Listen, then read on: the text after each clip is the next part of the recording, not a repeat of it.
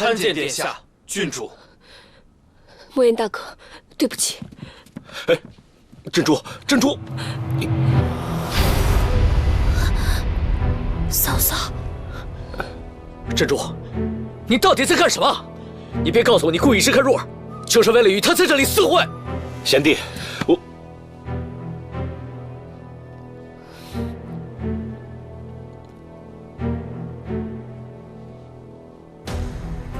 既然我已经跟你和离，那我做任何事情都与你无关。而且我已经决定了，我要和莫言大哥一起回大漠，那里天宽地广，那才是我一直想要过的生活。珍珠，这到底怎么回事啊？怎么，这还不够明白吗？你别告诉我。 你要跟我和离，都是因为大哥。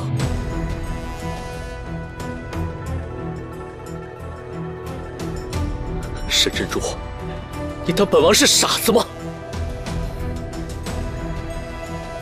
事已至此，随你信不信。我话早已经说明，你却一直罔顾我的意愿。殿下，我早已被你的皇室，被你所谓的天下和责任囚困得太久了。 我累了，我不想再困在这样的天地里。这么多年，我一直迁就你，配合你所有的一切，但你可曾想过我的感受吗？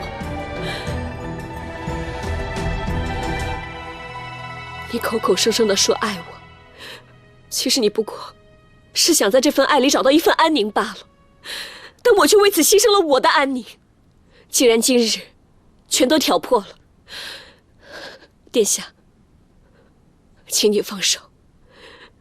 你给不了我想要的生活，但是有人能给。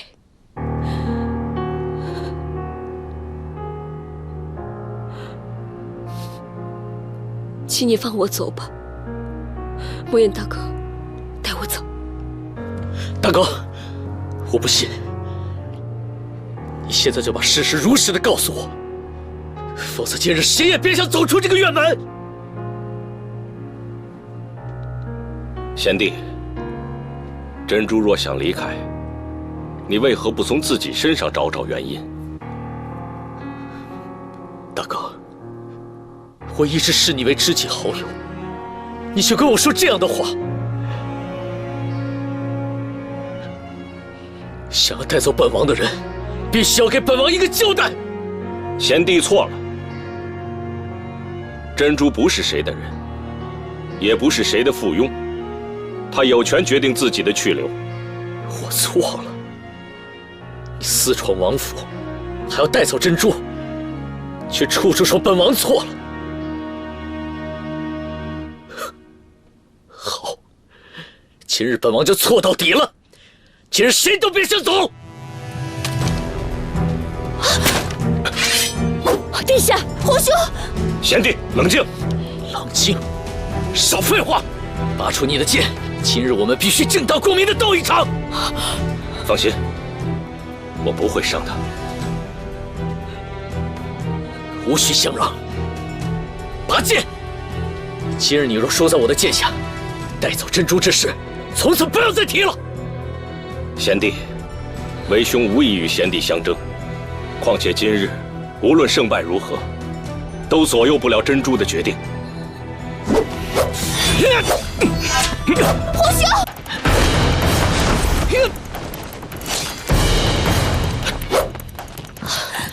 你们快把剑放下！皇兄不要再打了！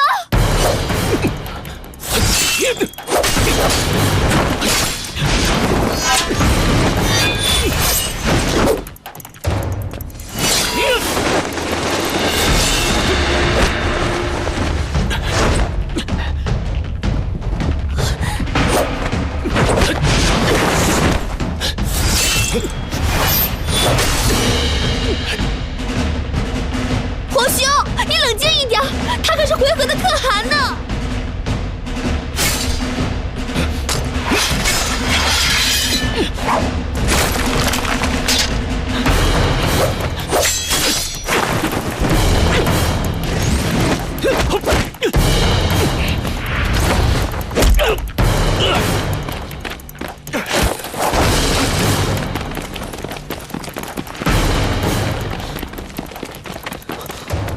殿下，退下！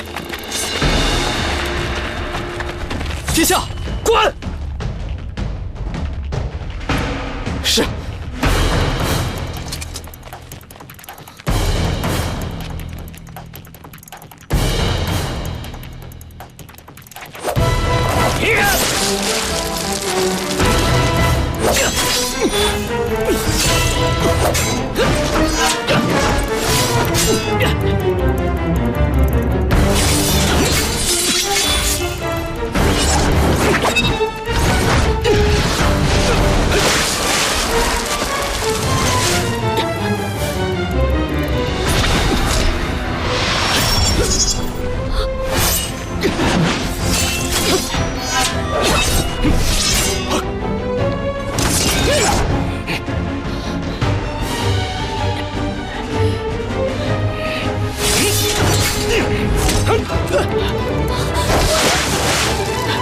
哎，贤弟身体虚弱，不要勉强。为兄不想与兄弟刀刃相见。兄弟，事到如今，我们还称得上是兄弟？陛下驾到！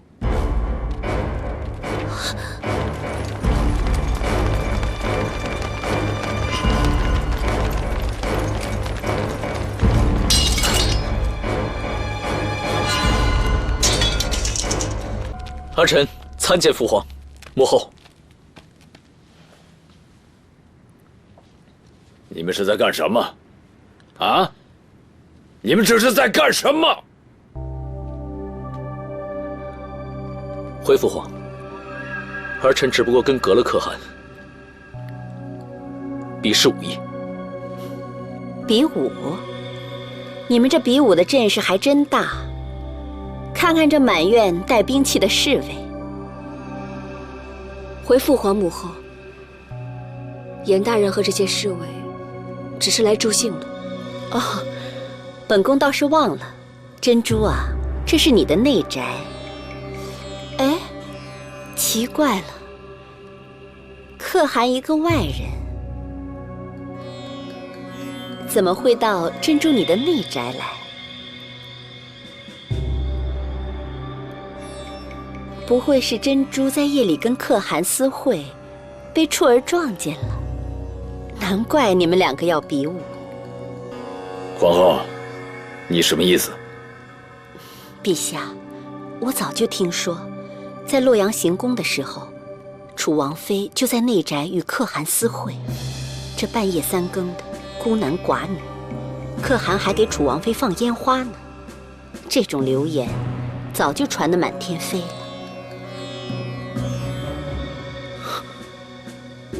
沈珍珠，确有此事吗？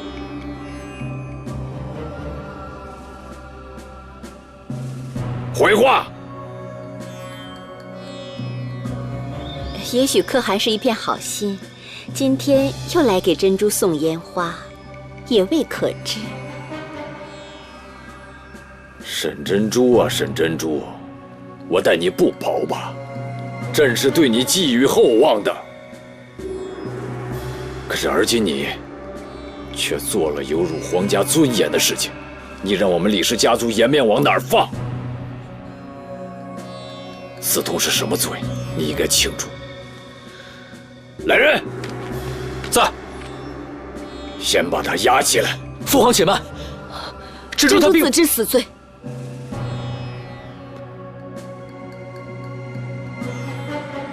父皇，父皇，你错怪嫂嫂了。有你什么事儿？回你寝宫歇息去。不，其实这件事情与儿臣大有相关。若儿，你一个女儿家还未出嫁，管这些事做什么？听你父皇的话，快快回宫。儿臣死罪。可汗会在此处，确实是与人暗通款曲。而与他私会之人，并非是嫂嫂，而是我。你，若儿，嫂嫂无需再替我遮掩。自当年，可汗将我从安庆绪手中救回，我便对可汗暗自钟情，立意以身相许。所以才找了个理由，托嫂嫂帮忙替我约了可汗在此一见。但其中真正缘由，嫂嫂也不知晓。皇兄时才发现，为了护我名声，才与葛勒可汗起了冲突。这一切都是若儿的错。一派胡言！你若与可汗相见，就大大方方的，还用得着这么偷偷摸摸、鬼鬼祟祟的吗？女儿家的这些心事，岂能到处说去？若儿以前已经犯过这样的大错，如今已知道悔改。你知道你在说什么吗？陛下，此话绝不可信。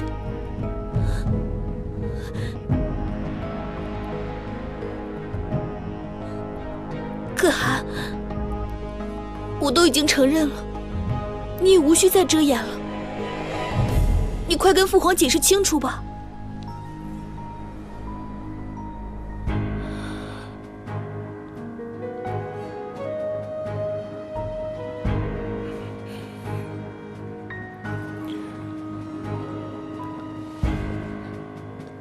陛下，正如德宁郡主所说，其实我和郡主早已互生情愫，只是因为郡主是陛下最心爱的女儿，所以才一直未向陛下提及此事。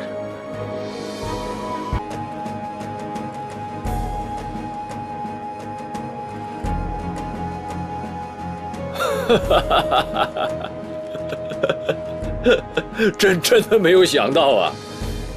我这个最任性的小公主热儿，竟然能够深得可汗的赏识。如果说我大唐于回纥能结秦晋之好，我觉得也是我们大唐的一份荣耀。皇后，你意下如何？一国一家，臣妾都应该恭喜陛下。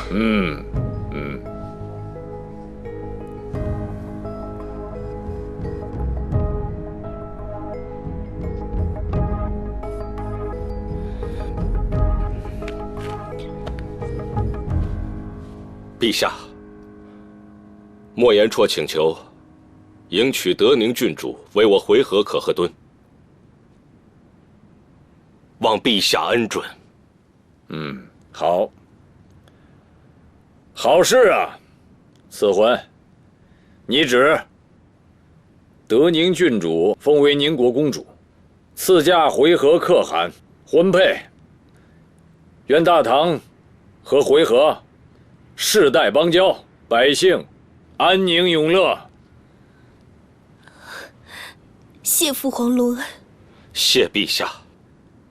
起来吧，朕会择一个良辰吉日，让你们尽快的圆满完婚。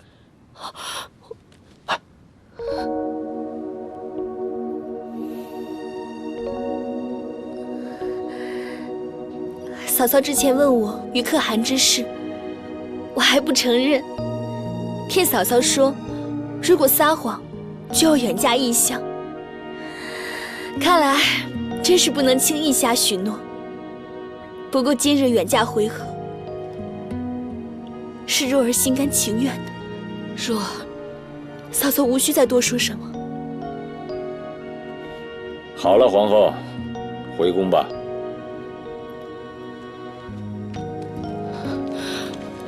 父皇，珍珠，珍珠还有一事请奏。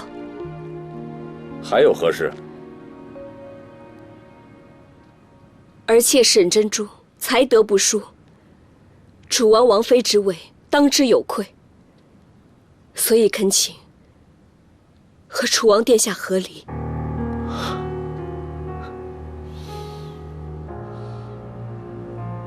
还望父皇恩准。嫂嫂你，沈珍珠，你在说什么？当初可是他违反朕意，一心要立你为王妃，而今你却提出要和他和离。你知道你说的是什么吗？珍珠知道，但是珍珠生性善妒，心中实在无法容忍殿下另立侧室，所以断不想再继续这样难受的生活。而且独孤静瑶，无论家世、品貌、才能，都比我更适合做这个王妃。珍珠已经没有理由再待在这个王府了。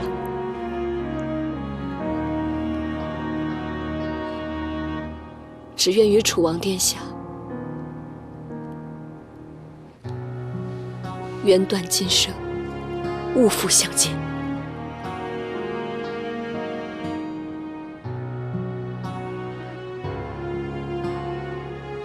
好，也许你最后这句话说的还有一点道理。可是沈珍珠，我要提醒你，你自己提出和离，你可要想明白、想清楚了。你可不要后悔。珍珠绝不后悔。沈珍珠，你当真决绝？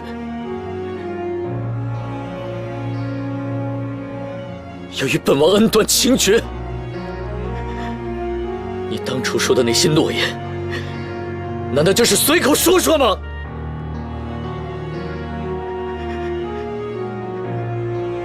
本王的真心，本王的尊严，你就可以如此的轻贱吗？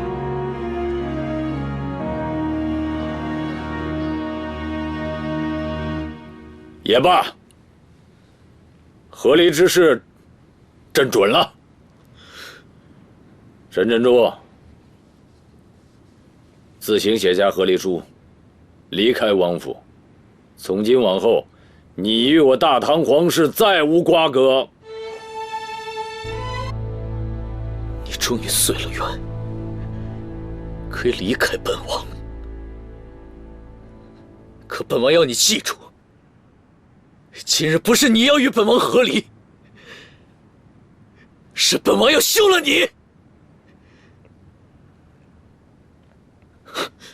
正好你也在场，来人呐，闭门伺候。殿下，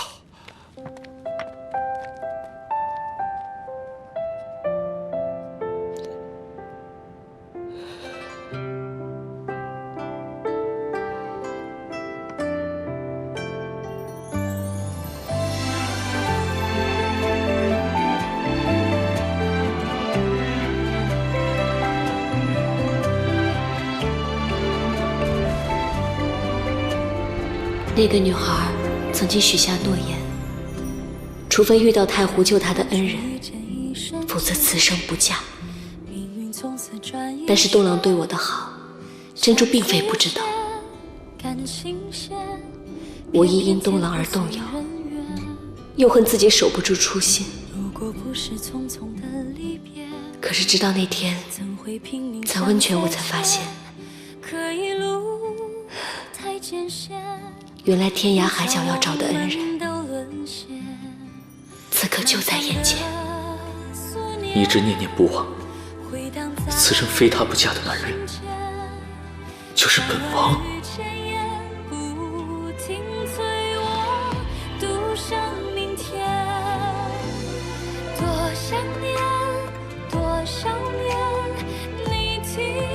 东郎，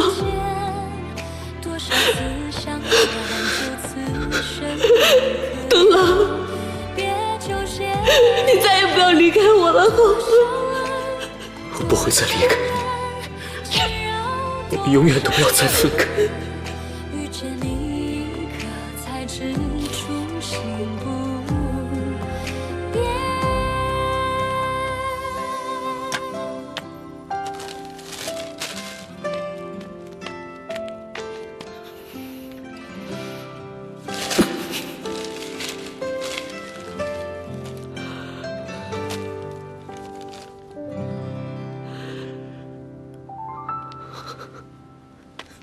东郎，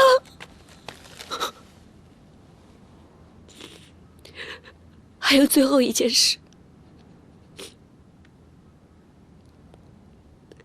希望东郎答应我，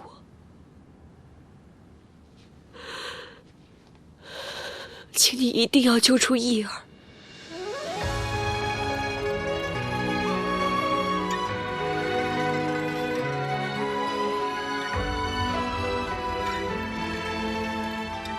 你已经不是王妃了，没有立场再要求本王做任何事。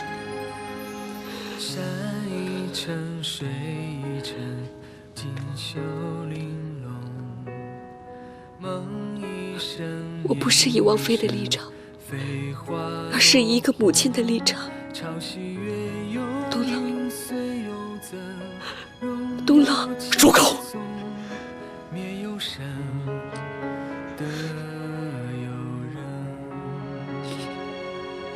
你还有什么资格敢唤本王的名字？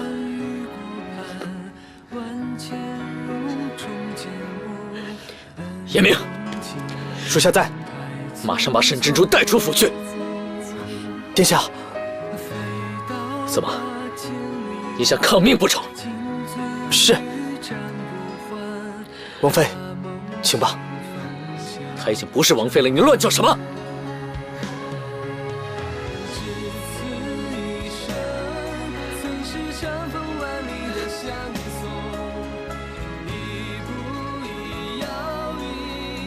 沈珍珠，申时之前，你给本王离开这里，有多远走多远。本王不想再看到你。殿下，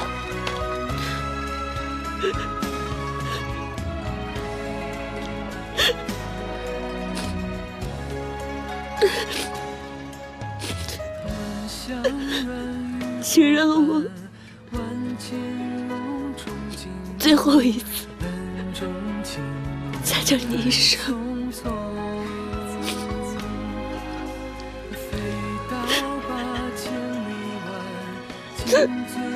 东冷，多保重。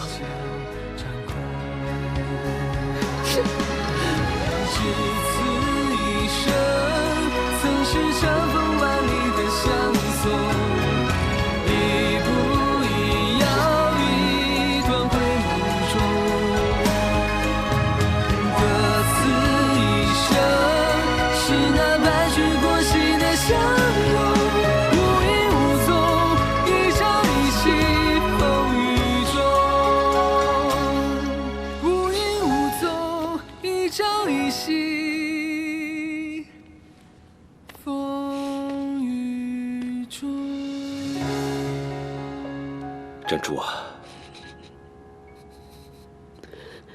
你邀我来，让我帮你的忙，就是想要这样吗？你将事情做得这样绝，让他伤心至此，这真的是你所求吗？本来想做场戏，让若儿看到。没想到他自己亲眼看到，更没想到陛下也来了。不过这样也好，更干脆。这正是我所求。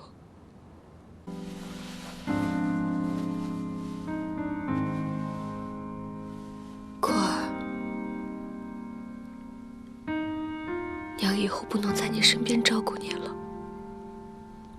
你一定要乖乖的听父王的话。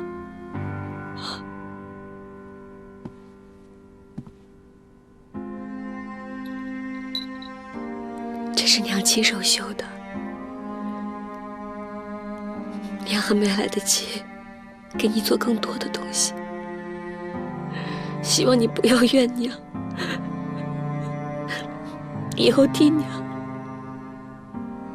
好好的陪着你父王，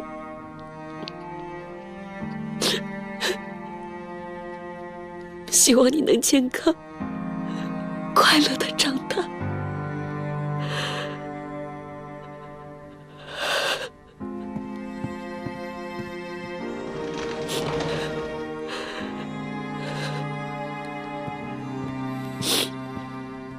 小姐，都收拾好了。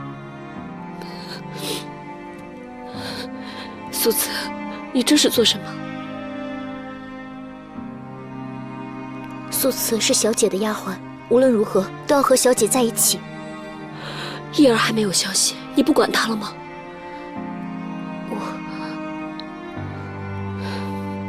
你不能走，你要留下来。我担心叶儿，我每天都盼着能找到她。可是小姐，你出了王府之后就是一个人了，怎么可以没有我的照顾？叶儿比我更需要你。还有，库儿还年幼，他也需要你的照顾。素慈，你就当是为了我留下来吧。小姐，小姐，放手吧，事已至此，由不得我了。小姐，你不想报仇了吗？我相信东郎的能力，他一定会扳倒张皇后的，让张皇后受尽她应有的惩罚，就算是为沈家报仇了。小姐，你真的不爱殿下了吗？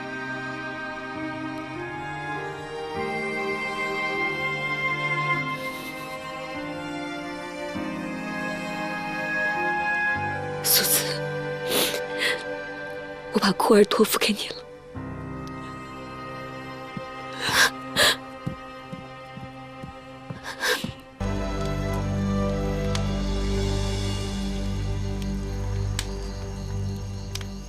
莫言大哥，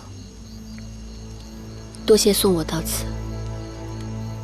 明天就到驿站了，我自己从驿站走吧。你一个人要去哪里？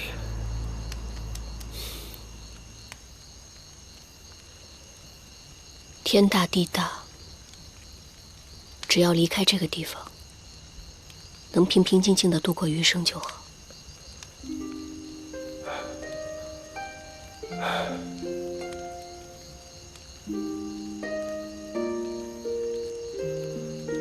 跟我一起回大漠吧。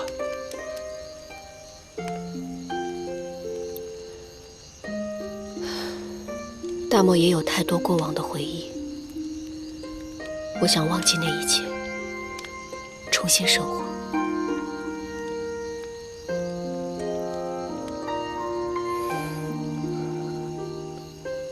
珍珠，我知道你离开楚王，并非你真心所想。到底是为什么？你现在还不愿意告诉我吗？请莫言大哥不要逼我。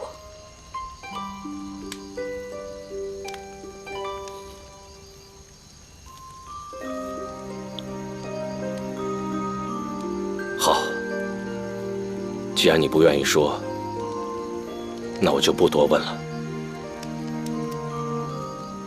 只是天下这么乱，我实在放心不下你一个人在外。我知道莫言大哥担心我，可是如今你与若儿已经有了婚约，再带我回大漠的话，恐怕有毁你的清誉。我回纥何曾在意过这些流言蜚语？你和若儿的婚事，本来是大唐和回纥的关系好上加好的另一步。不要因为我让事情变得复杂。可是珍珠，莫言大哥不必再说了，我心意已决。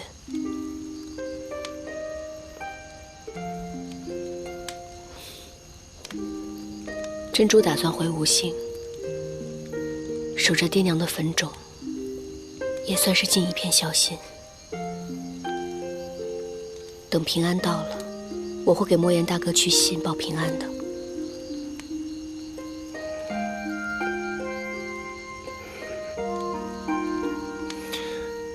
那至少也让我送你到吴兴吧。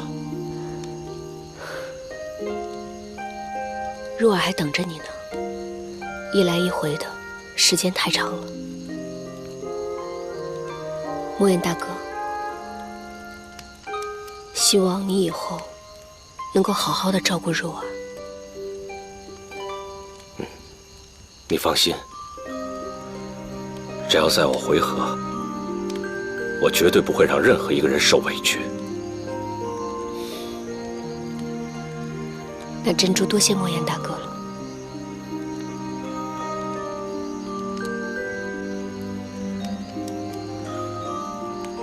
送君千里，终须一别。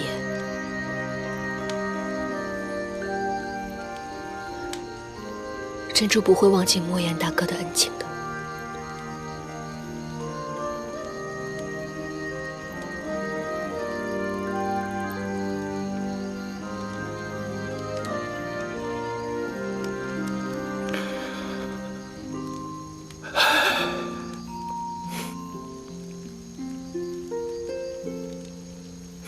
天色不早了，早些休息。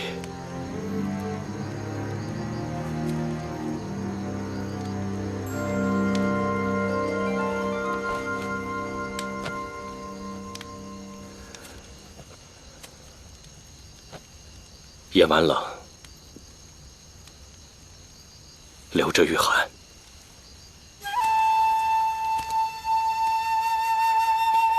我看你年纪不比我长，可否叫我一声大哥？可汗身份如此尊贵，我怎么敢？哎，交友论亲，不论辈分。你这个兄弟，我莫言绰认定了，你可否愿意叫我一声大哥？莫言大哥。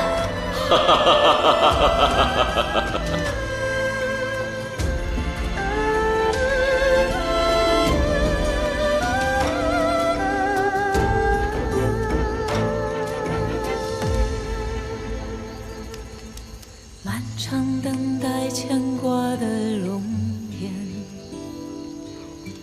在你回眸间重叠。我丢失了语言，再也无法说分别。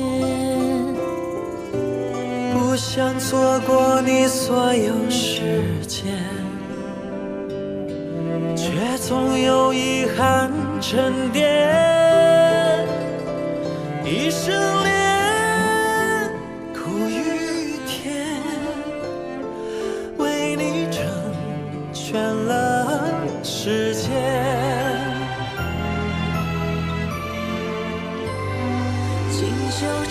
这个是给我的吗？东郎喜欢吗？当然喜欢。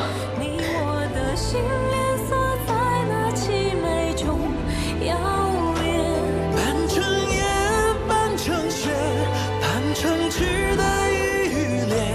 你我触摸的天清晰可见。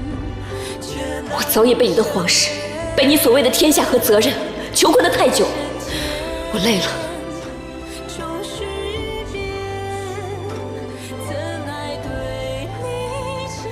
你口口声声地说爱我，可你不过是想在这样的爱中找到一份安宁罢了。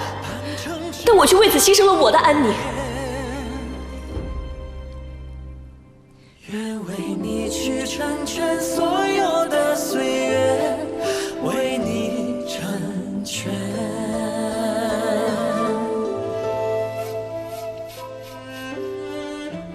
殿下，请你放手。你给不了我想要的生活，但是有人能给。浮生间，终须别，怎奈对你情深浅。我爱你，不管是从前还是现在，都是真心的。东郎，我不想再离开你了。永远都不想再离开你了。为你成全。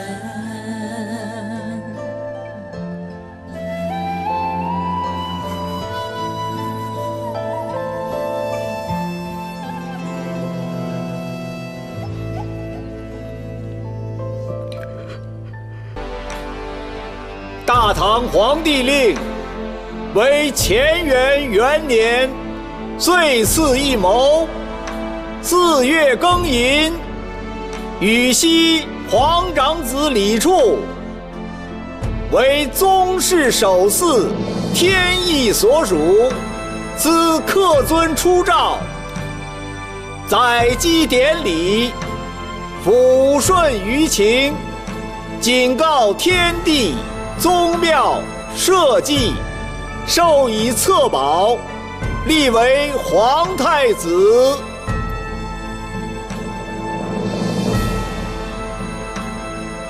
正为东宫，以重万年之统，以凡四海之心。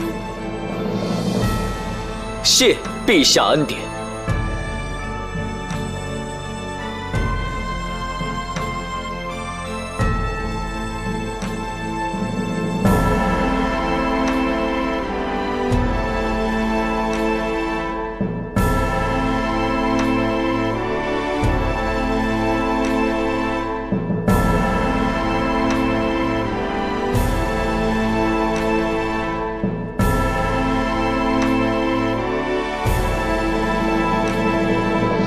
这林子怎么绕来绕去的？每条道都一个样。独孤将军派我们前来探路，这已经过去1个时辰了，再找不到回邺城的方向，恐怕我们回去就要受军阀处置了。这里山路复杂，我看我们还是找个当地人来问问路吧。那边有人影，走过去看看。撤！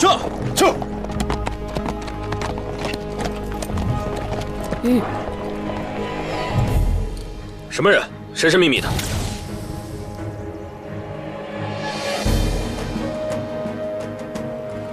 哎，这位小兄弟，去邺城的路怎么走啊？哎，你倒是知不知道路？快说呀！从这条路走，到了一个3岔路口向左转，然后再……哎，行，你说这么多，我们也记不住。我看你对这一带还挺熟的，这样吧，跟我们回趟营里，帮我们指个路，到时候好处少不了你的。各位军爷，我还在赶路呢。行了，少说废话，走吧。各位军爷，我还在赶路呢。各位军爷，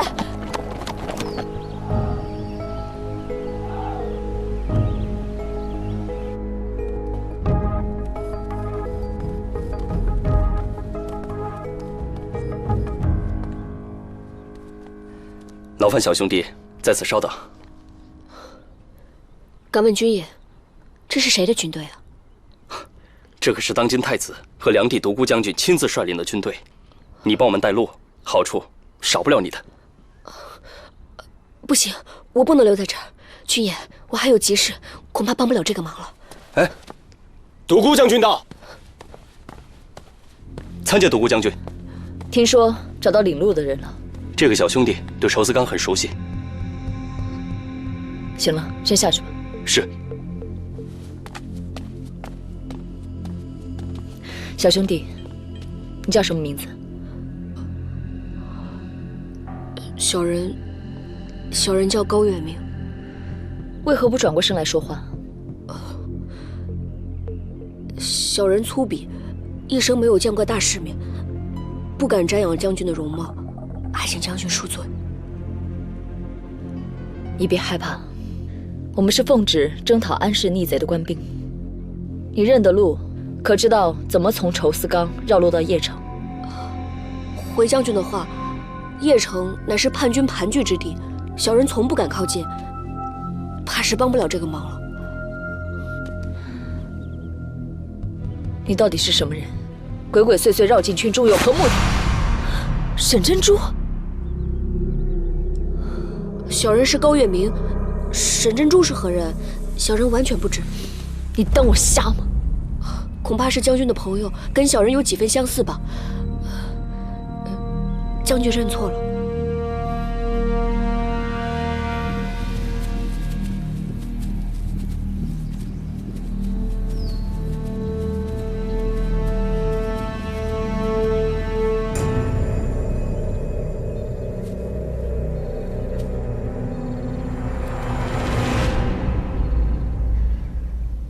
现在此处只有你我2人。我再问你一遍，你是谁？小人高月明。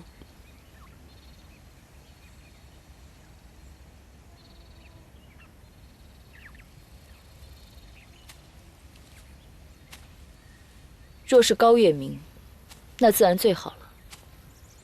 但如果是什么别的人，千万不要忘了，云南蛊毒一旦侵入身体，可就再无灵药可救。小人记住了，小人高月明一定不是什么其他人，而且小人长居此地，从未去过其他地方，更不认识什么沈珍珠。请将军放心。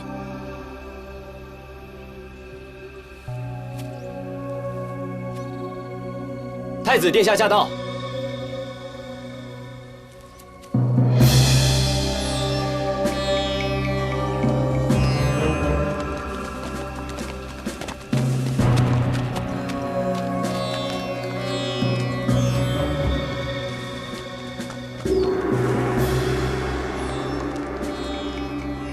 吁！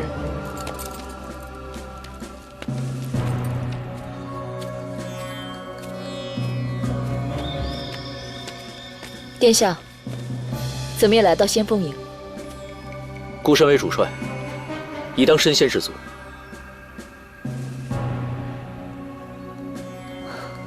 那是何人？哦，我请来带路的，你可以下去了。是。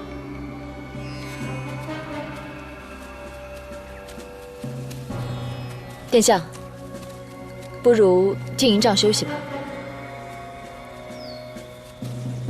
哎，怎么这么不小心？有殿下在，静瑶不担心。此地不适宜扎营，天色还早，能多走一些路，就多走一些。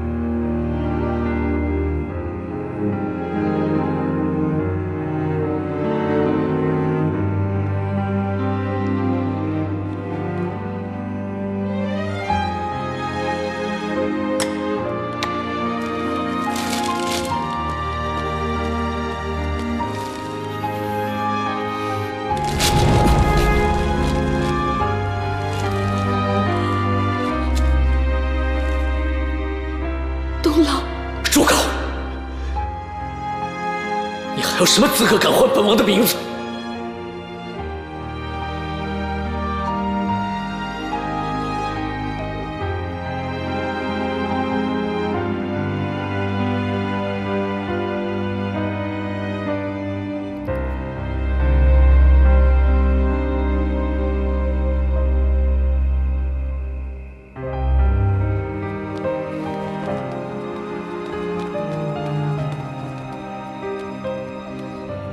你差人找我，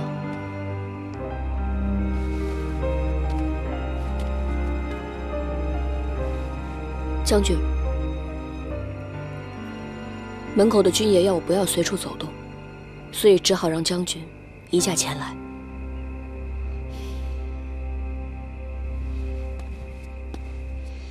我也是为了高姑娘好，省得有什么人会把你认错。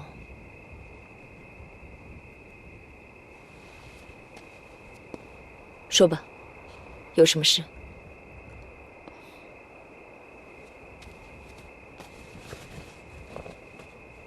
这是小人亲手所绘的愁思岗地图，上面已经详尽地标注了地标和路线。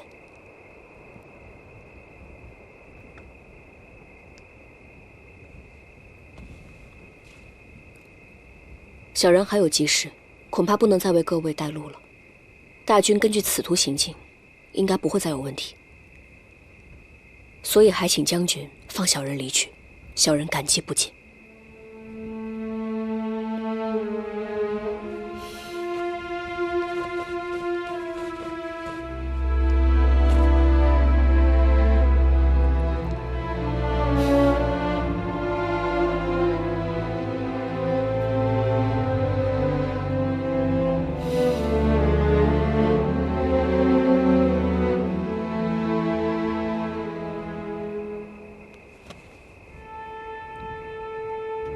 那既然如此，我就不便勉强你。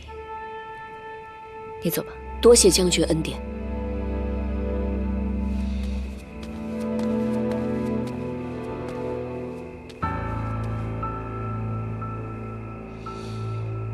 走的时候，记得不要惊扰军中将士休息。请将军放心。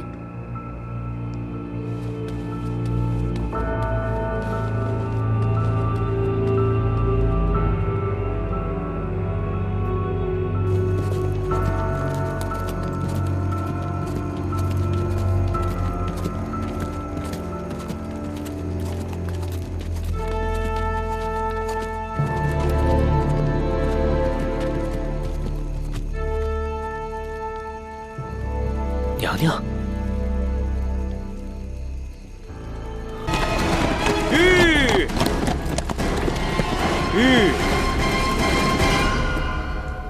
高姑娘，军中破敌之策，还需姑娘从旁相辅。恳请姑娘随我一同回去。我不懂打仗，更害怕刀剑，我能做的就只有引路。既然现在地图已经画好了，我也没有什么可帮忙的了。可是姑娘，此事关系到国家的安宁，为国效力难道不是义不容辞的吗？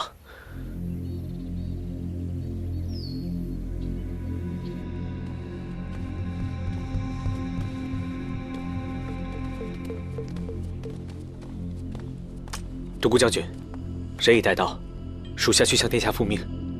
等等，我人既然已经回来了，以后有事能不能只和独孤将军商量，其他人能不能不见？我生性胆怯，实在是害怕那些魁梧的军爷。好，你既有此要求，我便答应你。以后在军中，凡事都要听我的吩咐。多谢将军体谅。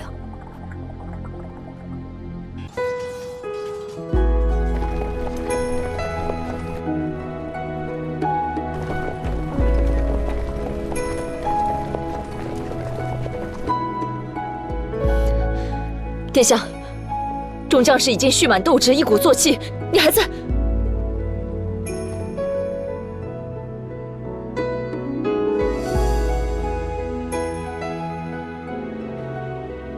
他只是吉祥，并不是真的沈姐姐。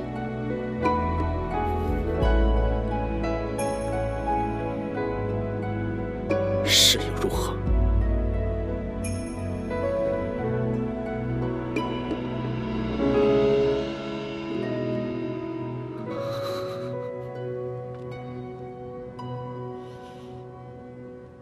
准备出击！撤！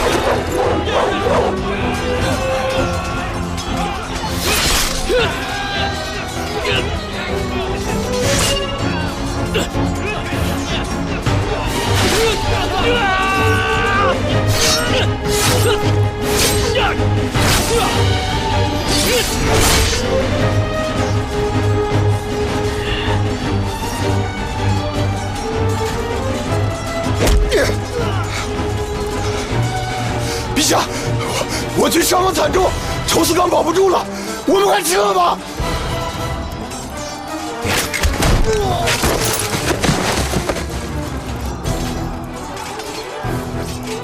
撤退！撤！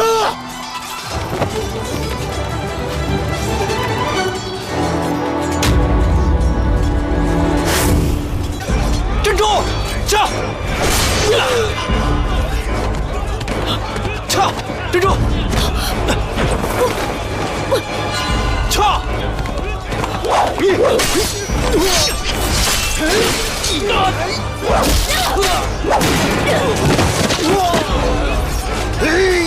殿下！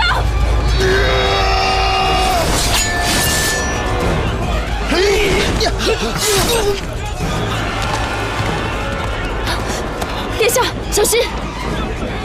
殿下，我军已拿下仇思冈，再往前就临近安贼邺城驻防了。殿下，要以大局为重，不可涉险。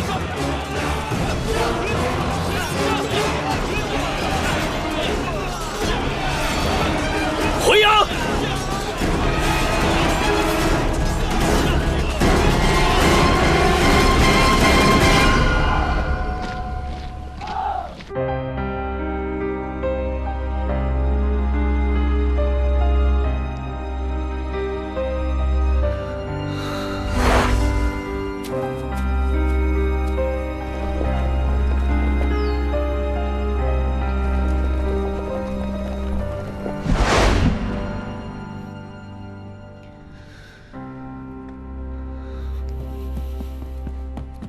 启禀太子殿下，叛军已被逼出仇思冈，我军将士斩杀叛军5万，伤亡不足5000。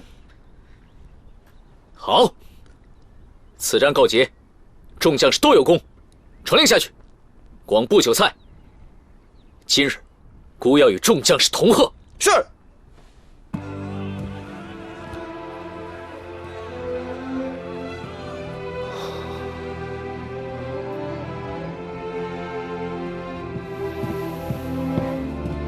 殿下，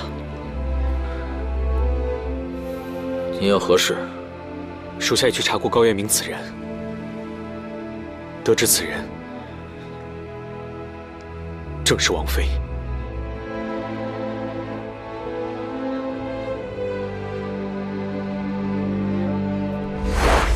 和离之事，朕准了。陈珍珠，自行写下和离书，离开王府。从今往后，你与我大唐皇室再无瓜葛。你终于遂了愿，可以离开本王。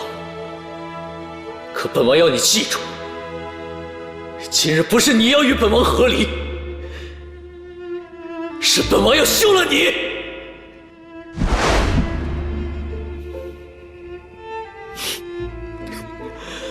你怎么还改不了口啊？现在哪里还有什么王妃？一个口口声声说要与孤生死不相往来的人，与孤还有何干系？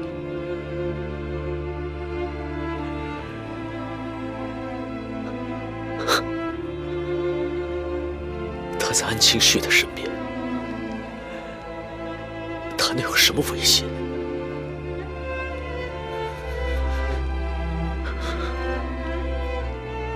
下去吧。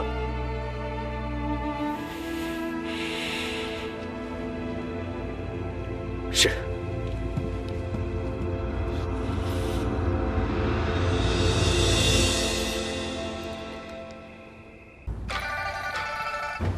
陛下，沈珍珠带到。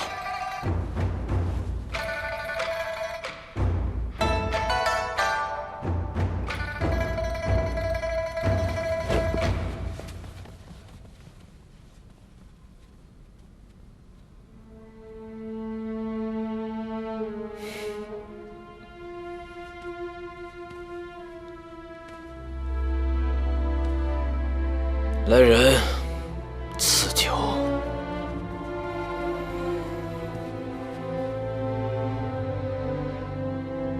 来，珍珠，陪我喝一杯。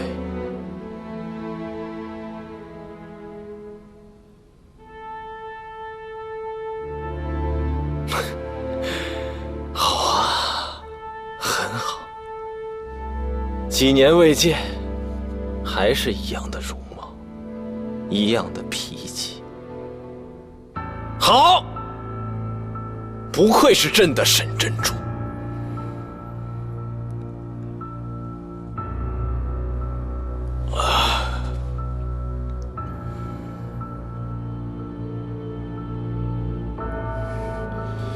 不是交代过吗？要备下皇后的凤袍给她换上，她怎么还是这等破烂的衣裳？你们居然敢违抗圣意，是不是也觉得朕的时日不远了呀？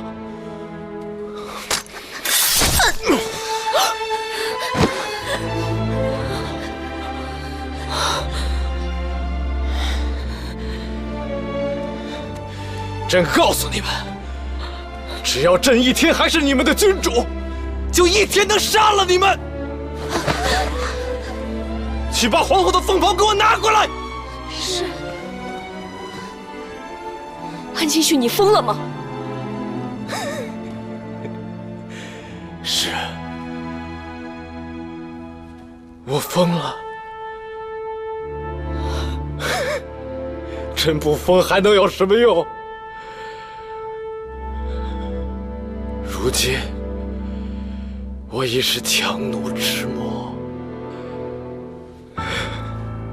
就要完了。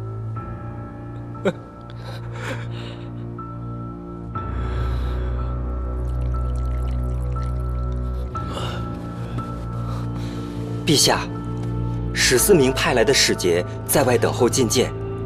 宣。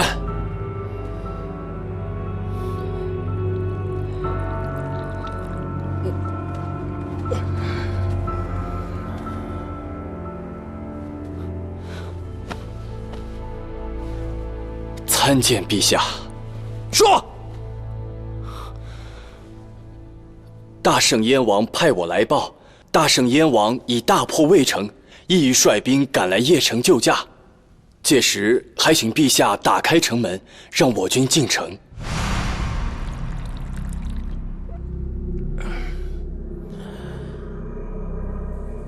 什么？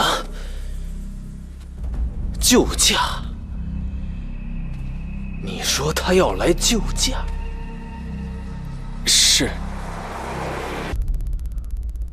除了救驾，他还想干什么？启禀陛下，别无他求。别无他求。朕告诉你他想干什么？他想要朕的命！安清绪，你简直视人民如草芥，你这是自取灭亡！自取灭亡，朕答应了他，那才叫引狼入室。唐军早已将邺城围得个水泄不通，他史思明要来救驾，当真以为我安清绪是傻子吗？他是为了捷足先登，抢我大燕的皇帝之位，免得到嘴的肥肉让唐军给抢走了。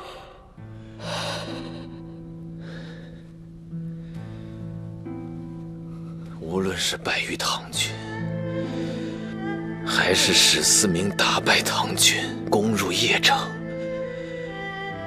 朕都难逃一死。反正是要死，不如痛痛快快的大醉一场。今日遇故人，也算是老天在我临死之前厚待于我。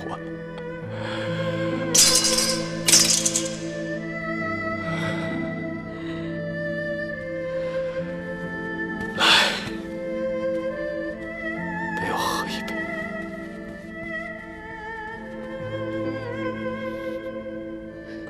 安清绪，你醒醒吧！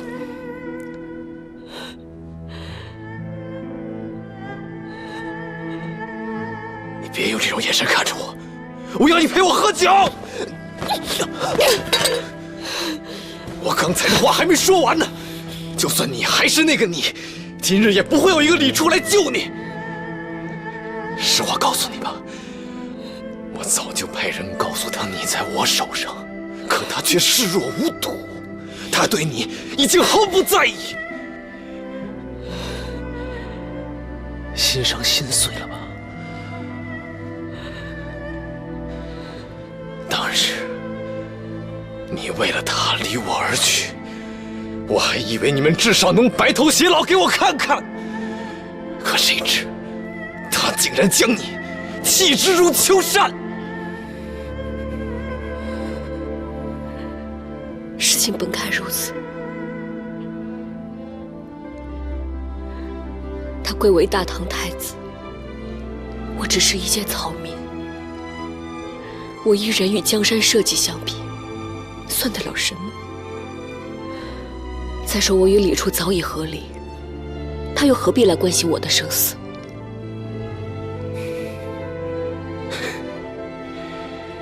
珍珠，你骗得了我，骗得了你自己吗？不要再拿那些国之大义来当说辞了，终究在他心里，你不过是一个普通的妃子而已。什么太湖公子，什么命中注定，全是胡扯。你苦苦寻觅非他不嫁的男人，到头来早已将你忘得一干二净。而我却从没有一天忘记过你。现在你告诉我，到底我跟他谁更爱你？放开我！这样也好，前半生你跟他荣华富贵，后半生你跟我一起在这个鬼地方同归于尽。你我生不能同寝，便死同穴吧！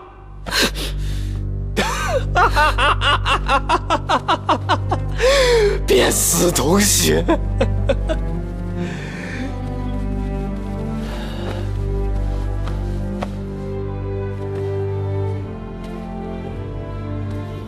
皇后，朕给你准备的凤衣，你还满意吗？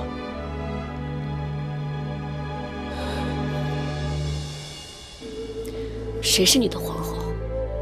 除了你还有谁？你别忘了，早在长安之时，你就已披上了我的嫁衣，上了我迎娶的花轿。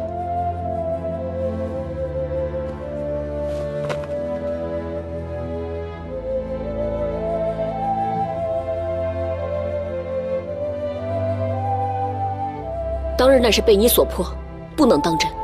何况礼数未成，更不会算数。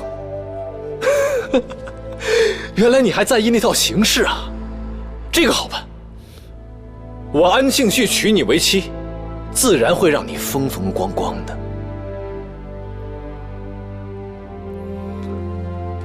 朕刚差人查过，3日之后，便是良辰吉日。届时，朕将册封你为大燕国的皇后，并昭告天下。还有，朕会特意派一张喜帖给李处的。安庆绪，你何苦一定要和他纠缠？李处是我们的旧相识，你我喜结连理，通传他一声，理所当然呢。你跟他比了一试，但你却输了一试。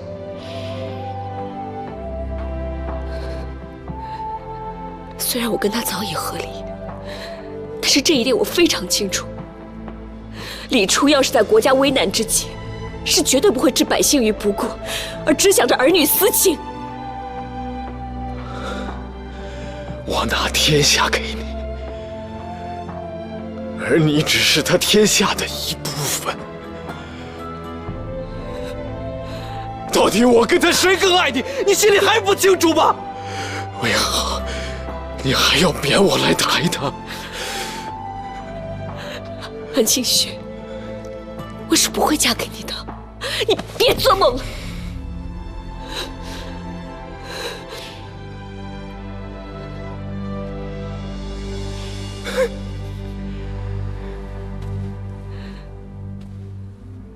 你不想当朕的皇后，想必是因为他们做的这套凤衣你不喜欢。既然这样的话，朕留着他们有何用？安七旭，你是不是疯了？你放心，他们死了，我自会找人做新的。再不喜欢，再换便是。直到你满意为止。你这个疯子！你这个疯子！沈珍珠，我劝你还是好好再想清楚。